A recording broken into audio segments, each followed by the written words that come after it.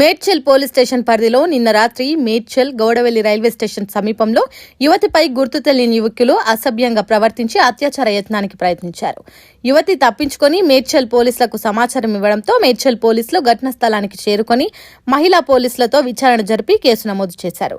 Railway స్టేషన్లో జరిగిన ఘటన కావడంతో రైల్వే పోలీసులకు కేసు అప్పగించామని మేడ్చల్ సీఐ సత్యనారాయణ తెలియజేశారు.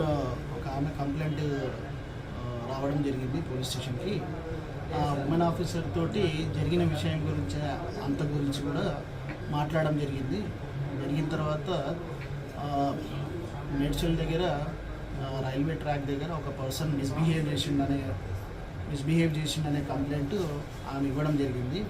అక్కడ ఎంక్వైరీ చేసుకున్న తర్వాత అది రైల్వే ట్రాక్ దగ్గర జరిగిందనే ఇన్ఫర్మేషన్ రావడం జరిగింది. దాని ప్రకారం మనము రైల్వే వాళ్ళకి కేసు కట్టి వాళ్ళకి ట్రాన్స్ఫర్ చేయడం జరుగుతుంది. అంటే ఎట్లాంటి హెరాస్మెంట్ చేశాము?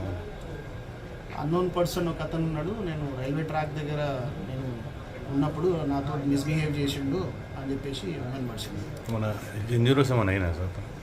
ఆ ఇంజురీస్ కానీ ఏం లేవు. అమ్మాయిని మిస్బిహేవ్ చేసిండు. ఆ ఇష్యూ పోలీస్ నోటీస్కి తీసుకొస్తున్నామని చెప్పేసి చెప్పారు.